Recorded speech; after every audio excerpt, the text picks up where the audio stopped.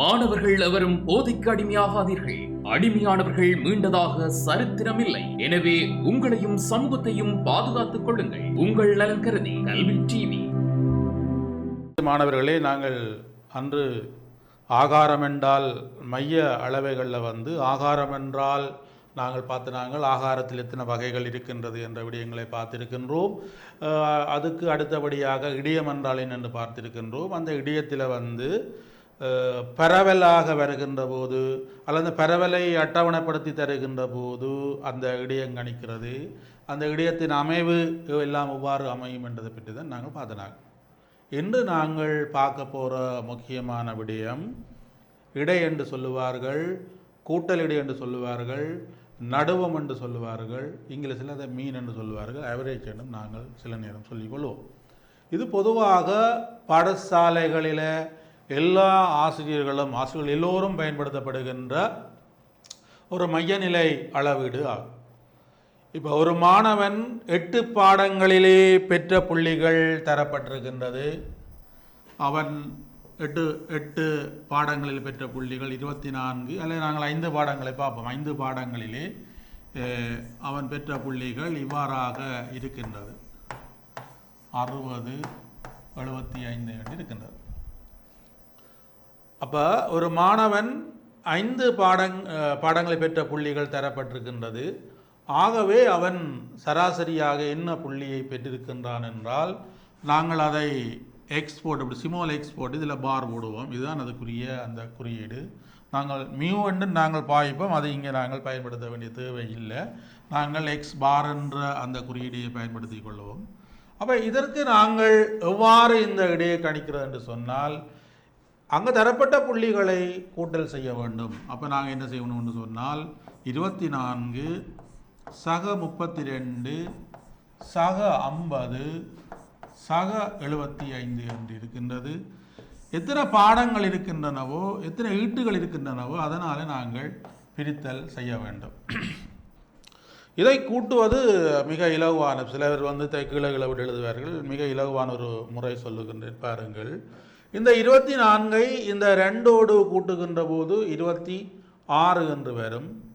இப்போ இதை நீங்கள் 30ஆக கருத வேணும். 26ஓட 30 கூட்டினால் 56, 56ஓட 50 கூட்டினால் 106, 106ஓட 5 கூட்டினால் 111, 111 எழுவதும் எவ்வளவு? 181 வரும். கீழஞ்சு. இன்னும் ஒரு இலகுவான முறையை நான் இங்கே சொல்லித்தர போகிறேன். 181ஐ 5ஆல் பிரிப்பது எப்படி என்று சொன்னால், அங்கே மேலே இருக்கிற பெறுமதியை நாங்கள் 2ஆல் முதலில் பெருக்கல் செய்வோம். அப்போ நாங்கள் 2ஆல் பெருக்கல் செய்தால் 1 2 2, 2 16 1 மிச்சம், 1 2 2 3 2 வரும். ஒரு தானம் தள்ளி குத்தினால் ஆகிய 36 இதெல்லாம் பிரித்து கொண்டிருக்க தேவையில்லை.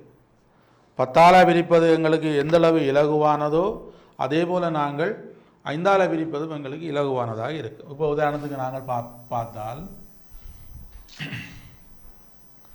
42 என்பதை 5ஆல் பிரித்தல் என்று சொன்னால் இதை நீங்கள் ஒரு நெடும் பிரித்தலாக எழுதி பிரிக்க வேண்டிய அவசியம் இல்லை.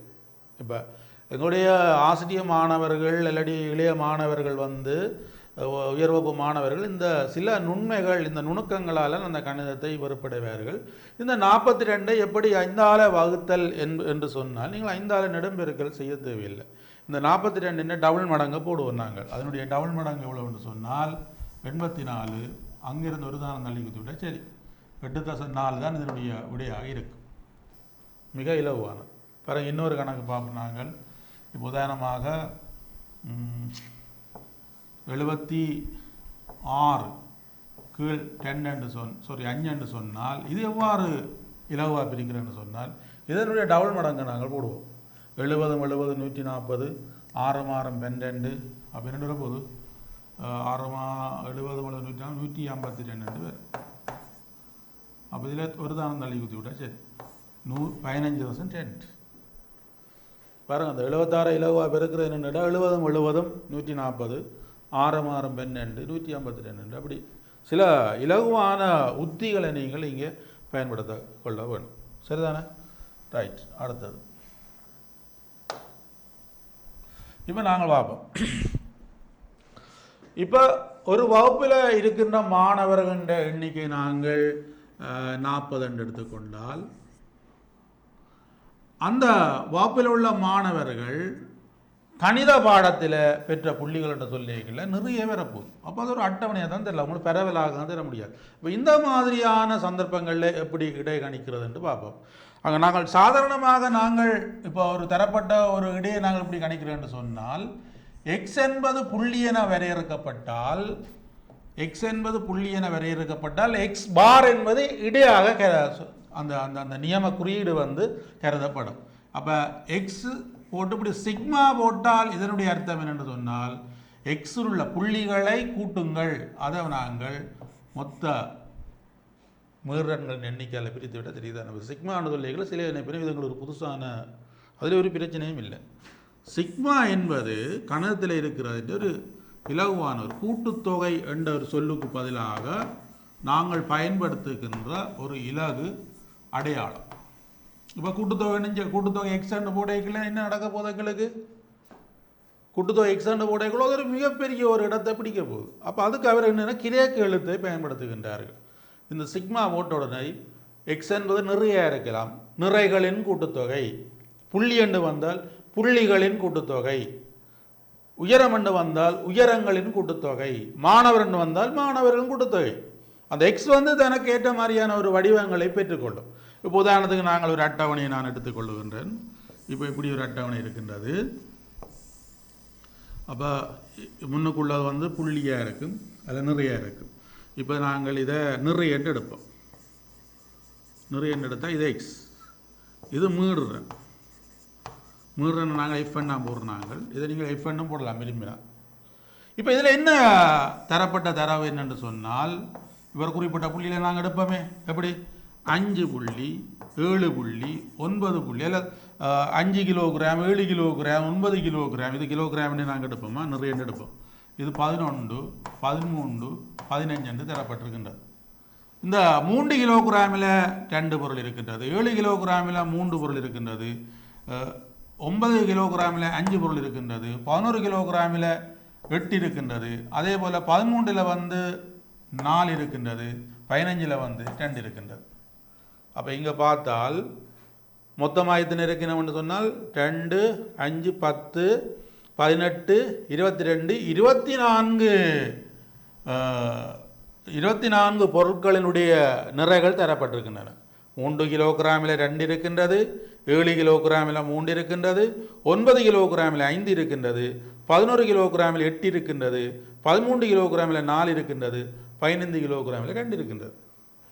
அப்போ இதனுடைய இடை எப்படி என்று கேட்டால் நீங்கள் பெருக்கி கொண்டிருக்க தேவையில்லை. அப்போ நாங்கள் என்ன செய்யலாம்டா, இதுக்குரிய இலகுவான வேறுபாடு என்று சொன்னால் சிக்மா எக்ஸ் ரெண்டு அந்த இது இடைக்குரிய அந்த வேறுபாட்டை நாங்கள் போட்டுட்டு இந்த வேறுபாட்டை நாங்கள் பயன்படுத்தி கொள்ளலாம். அப்போ என்னென்று வரப்போது சிக்மா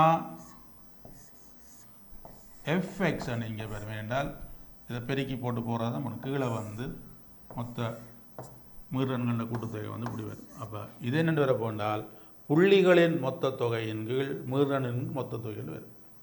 அப்போ சாதாரணமான ஒரு புள்ளி வருகின்ற போது, சாதாரணமான இப்படி பரம்பல் வருகின்ற போது இந்த புள்ளிகளை கூட்டி போட்டு இதில் எத்தனை பேர் இருக்கணுமோ நாங்கள் இது 6 இருக்கிற 6ஆல் பிரிக்கின்றோம்.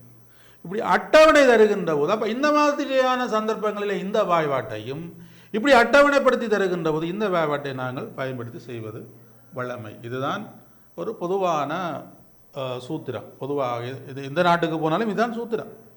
அப்போ இதில் இந்த சிக்மா என்பது எஃப்எக்ஸ் என்றது எக்ஸ் என்பது ஒரு தலையடி மாதிரி இருக்குது. இதில் ஒரு பிரச்சனையுமே இல்லை. அப்போ இது வந்து கூட்டுத்தொகை, புள்ளிகளின் கூட்டுத்தொகை. அப்போ 300 கிலோகிராம் இது நிறைகளின் கூட்டுத்தொகை. இங்கே வரப்போது நிறைகளின் கூட்டுத்தொகை என்னன்னு வரப்போம்.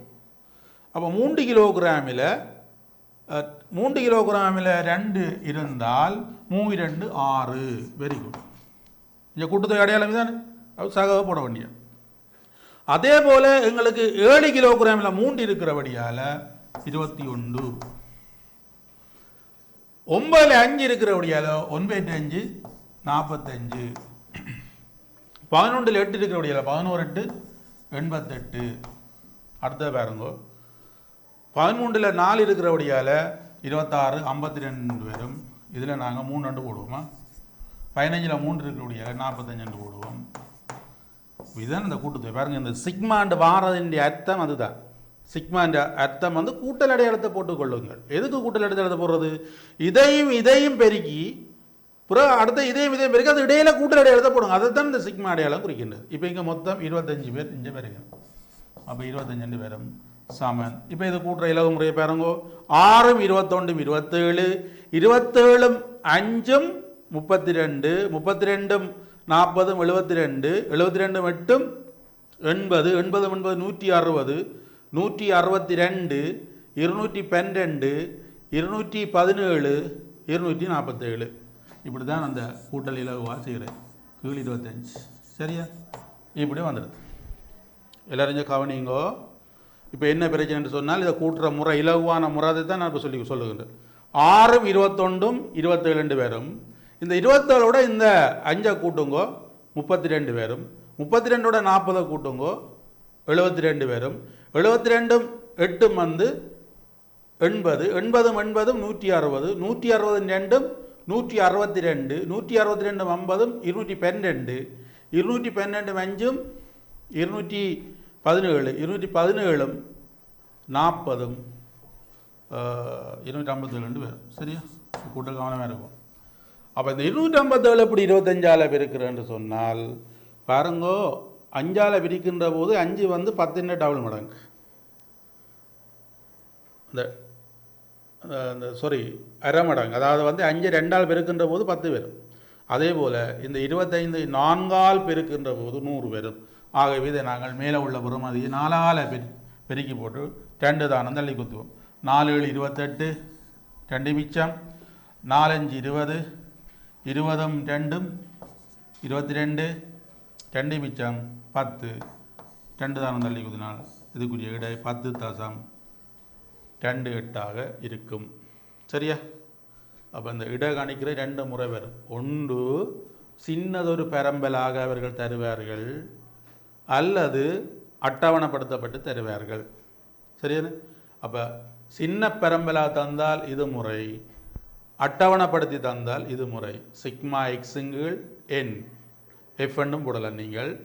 இங்கே சிக்மா எஃப்எக்ஸுங்கள் சிக்மா எஃப் என்ற சூத்திரம் வந்து இங்கே வருகின்றது சரிதானே?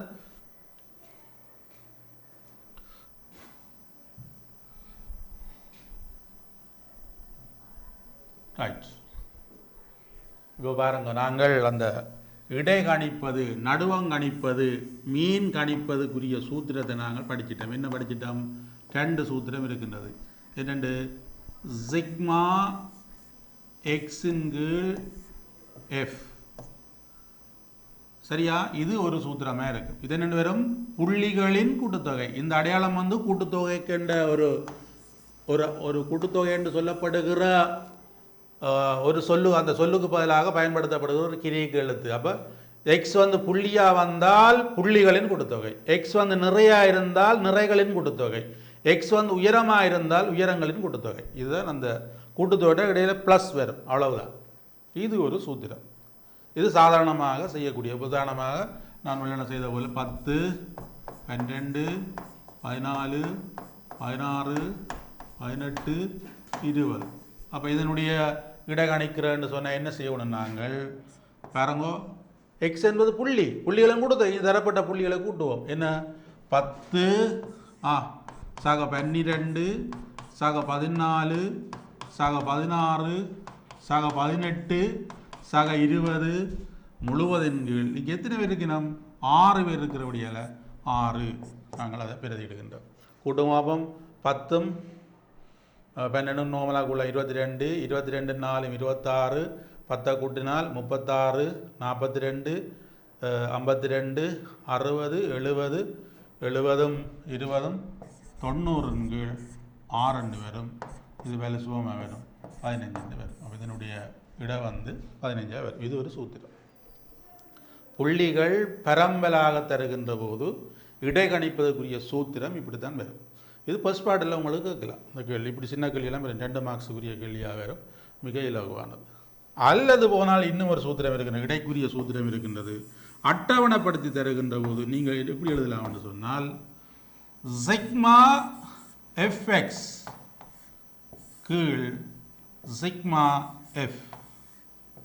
அப்போ என்ன முடிவு என்று சொன்னால் புள்ளியை ஒவ்வொரு புள்ளியும் வந்து எத்தனை தடவை வேறுமென்று அங்கே தரப்படும். அப்போ அந்த இதை அதால் பெருக்கி போட்டு அதின் கூட்டுத்தொகையோட மீறன்கண்ட கூட்டுத்தொகையால் பிரித்து விட்டால் சரி. சரியா? இப்போ பாருங்கள், இதில் ஒரு கணக்கு கொண்டு நாங்கள் இன்னொரு கணக்கு கொண்டு செய்து பார்ப்போம். இந்த கவனிங்க, ஒரு அட்டவணை இங்கே தரப்படுகின்றது. ஒரு அட்டவணை நாங்கள் பார்ப்போம். இது நாங்கள் உயரம், இங்கே நாங்கள் புள்ளிகளை போட்டுக்கொள்ளுவோம். சரியா?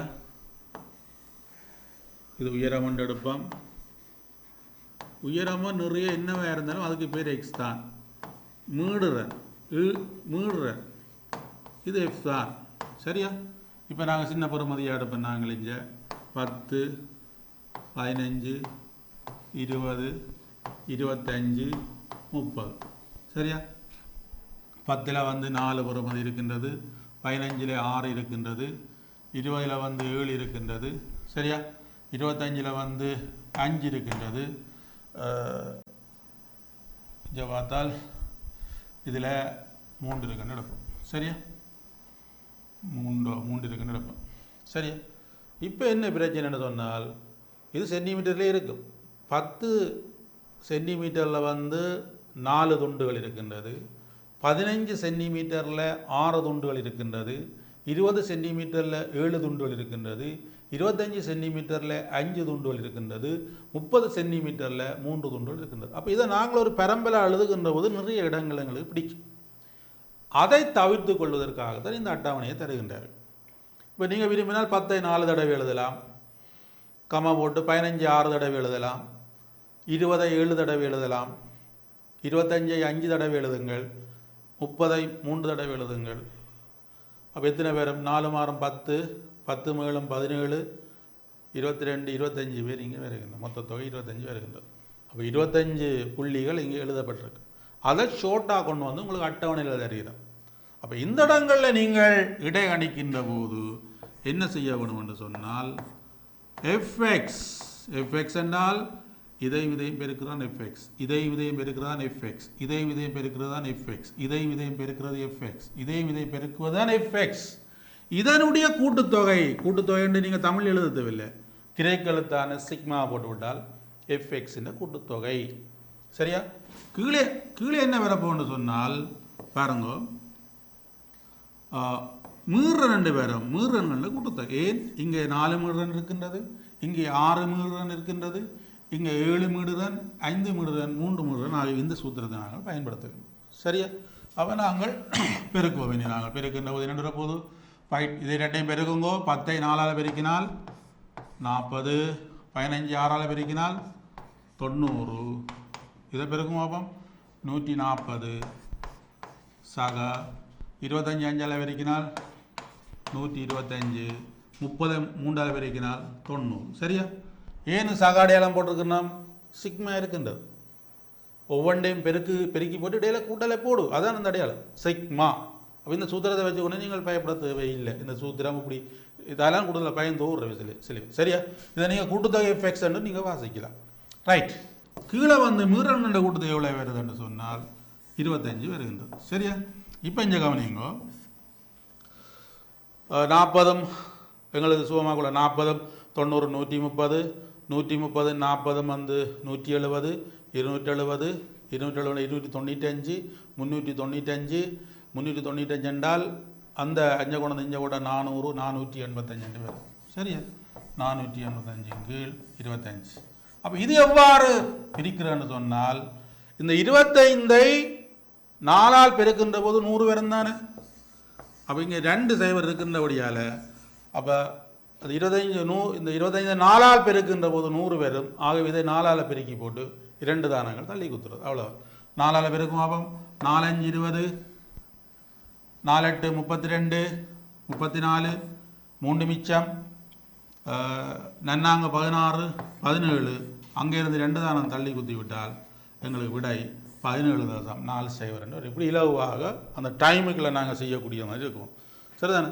அப்போ 2 விதமான நாங்கள் இடையே நாங்கள் கணித்திருக்கிறோம். அப்போ இந்த மைய அளவைகளில் மிக முக்கியமானது ஆகாரம். ஆகாரத்தில் தனியாகாரம், துவியாகாரம், பல்லாகாரம் என்று நாங்கள் பார்த்திருக்கின்றோம். அதே போல் நாங்கள் பார்த்தது இடையம் என்று பார்த்திருக்கிறோம். அந்த இடையத்தில் நாங்கள் பார்த்த விடயங்கள் என்று சொன்னால் அந்த இடையத்தின் அமைவு, அவர் எங்கே அமைந்திருப்பார் என்ற இதை பற்றி நாங்கள் பார்த்தோம். இப்போ நாங்கள் கூட்டமாக்கப்படாத மைய அளவைகளை எப்படி என்ன கணிக்கிறான். வாப்பா இடையை பற்றி நாங்கள் அடுத்த மிக முக்கியமான ஒரு விஷயத்துக்கு வருகின்றோம்.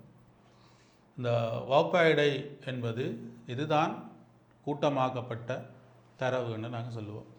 இந்த இடத்துல இடையத்தை நாங்கள் எப்படி கணிப்போம், ஆகாரத்தை நாங்கள் எப்படி கணித்து கொள்ளுவோம், இடையினை நாங்கள் எப்படி கணித்து கொள்வோம் என்று வரும். இப்போ உதாரணமாக பார்த்தால் இப்போ ஒரு அட்டவணை நாங்கள் எடுத்துக்கொள்வோம். இது ஒரு அட்டவணை.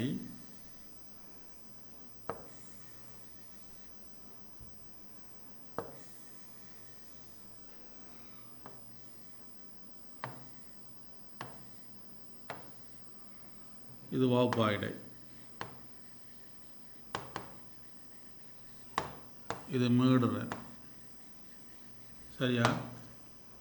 10 தொடக்கம் 20, 21 தொடக்கம் 31, 32 தொடக்கம் 42, 43 தொடக்கம் 53.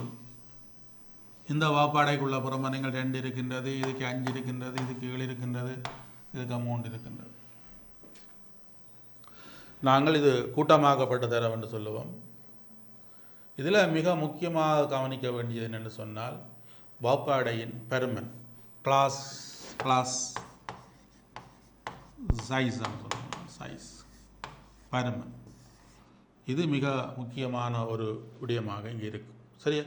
வாப்பாடையின் பெருமன், வகுப்பாடையின் பெருமன், இதை சொல்வது வாப்பாடை. இதை நாங்கள் என்ன செய்யணும் என்று சொன்னால் உண்மை வகுப்பாடையாக நாங்கள் மாற்ற வேணும். நாங்கள் உண்மை வகுப்பாடையாக எப்படி மாற்றுறது என்பதை பற்றி நாங்கள் பார்ப்போம். சரியா? இப்போ வேறுங்க,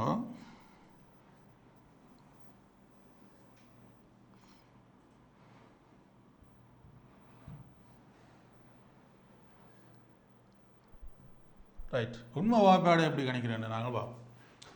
இங்கே 10, 20 வருகின்றது. அப்புறம் இதுக்கு அடுத்த வருமானம் 21 வருகின்றது. இங்கே 31 முடியுது. அப்புறம் அடுத்த வருமானம் வருகின்றது. இங்கே 42 அடுத்த வருமானம் வருகின்றது. இது உண்மை வகுப்பாடை இல்லை. இது ஒரு சாதாரணமான ஒரு வகுப்பாடை. இது எப்படி நாங்கள் உண்மை வகுப்பாடையாக மாற்றுன்னு சொன்னால் 1 என்று சொல்லக்கூடிய பெறுமதியை சம அளவில் நாங்கள் பிரித்தல் செய்ய வேணும். சம அளவுண்டால் 0.5. அப்போ 0.5 என்று சொன்னால் பாருங்க, வலுசுவமானது வேற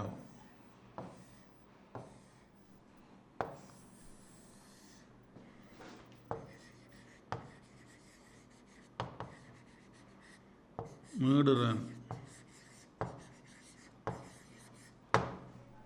இந்த கீழெல்லை பெருமானம் என்று சொல்றது, அதை மேலெல்லை பெருமானம் என்று சொல்றது. இப்போ 10 தொடக்கம் 20 என்று சொல்லுகின்ற போது 10 என்பது வகுப்பாடையின் கீழெல்லை பெருமானம், 20 சொல்றது வகுப்பாடையின் மேலெல்லை பெருமானம் என்று சொல்றது.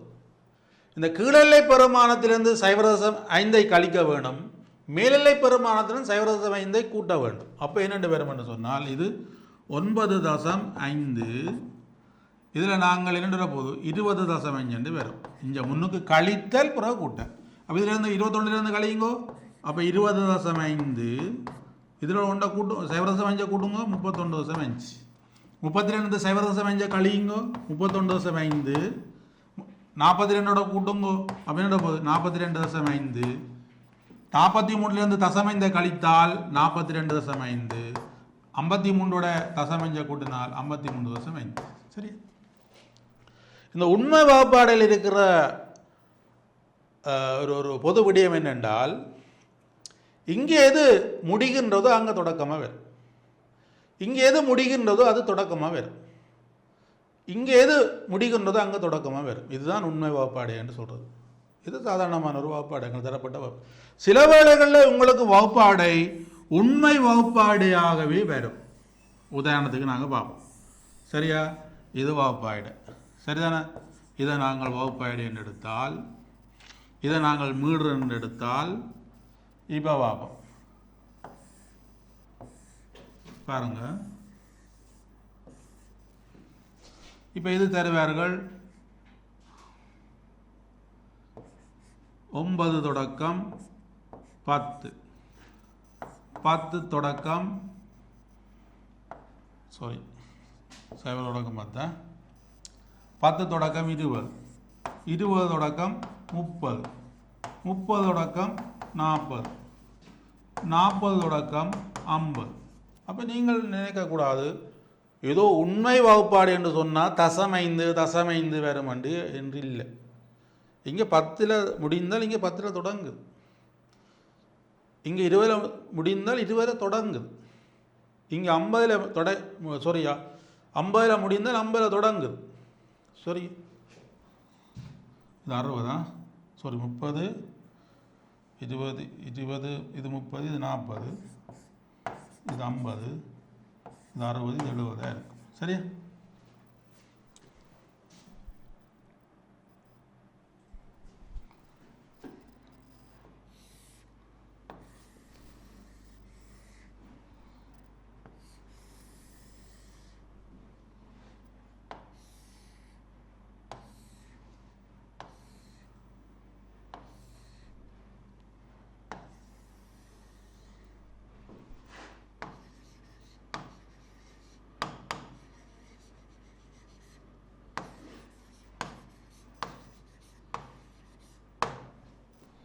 பாருங்க, 0 இருந்து 10, 10 இருந்து 20, 20 இருந்து 30, 30 இருந்து 40, இதில் 4, இதில் 5, இதில் 6, இதில் 7. இது உண்மை வகுப்பாடை தான். ஏன்? ஒரு வகுப்பாடையின் மேலெல்லை பெருமானம் அடுத்த வகுப்பாடையின் கீழெல்லை பெருமானம், ஒரு வகுப்பாடையின் மேலெல்லை பெருமானம் அடுத்த வகுப்பாடையின் கீழெல்லை பெருமானம், ஒரு வகுப்பாடையின் மேலெல்லை பெருமானம் அடுத்த வகுப்பாடையின் கீழெல்லை பெருமானம். சரியா? இப்போ உதாரணத்துக்கு 0 தொடக்கம் 10 எடுத்தால் இந்த 10 சொல்றது மேலெல்லை பெருமானம்.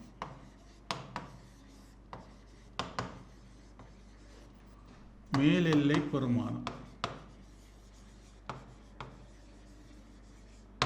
சரியா? இந்த 0 சொல்றது கீழெல்லை பெருமானம்.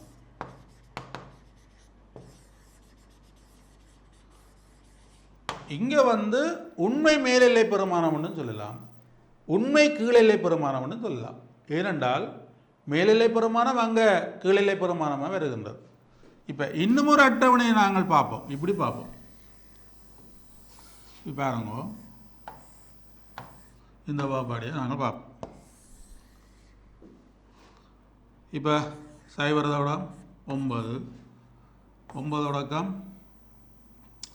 10 தொடக்கம் 19, 20 தொடக்கம் 29, 30 தொடக்கம் 39, 40 தொடக்கம் 49. இங்கே 0 தொடக்கம் 9 எடுத்தால் இந்த மேலெல்லை பெருமானம் இங்கே கீழெல்லை பெருமானமாக வரவில்லை. ஆகவே இதை உண்மை வகுப்பாடு என்று சொல்லிடலாம். அப்ப இங்க சொல்லுவது என்றால் இப்ப 0 தொடக்கம் 9 எடுத்தால் இது மேலெல்லை பெருமானம், இது கீழெல்லை பெருமானம். உண்மை என்று சொல்லி பாய்க்கலாம். இங்க உண்மை என்று சொல்லி பாய்க்கலாம். இங்க உண்மை என்று பாய்க்கலாம். ஏனென்றால் கீழ் ஒரு முடிவு அடுத்த தொடக்கமா வருது, முடிவு அடுத்த தொடக்கமா வருகின்றது. இங்க அப்படி இல்லை, முடிவு அடுத்த தொடக்கமா வரவில்லை. அப்ப இதை அப்படி சொல்லலாம். இதுக்கு நாங்கள் உண்மை என்று சொல்லி போடாமல் இது மேலெல்லை பெருமானம் கீழெல்லை பெருமானம் என்று சொல்லவும். சரியா? பாருங்க, இப்போ 0 தொடக்கம் 9, 10 தொடக்கம் 19, 20 தொடக்கம் 29 இருக்கு.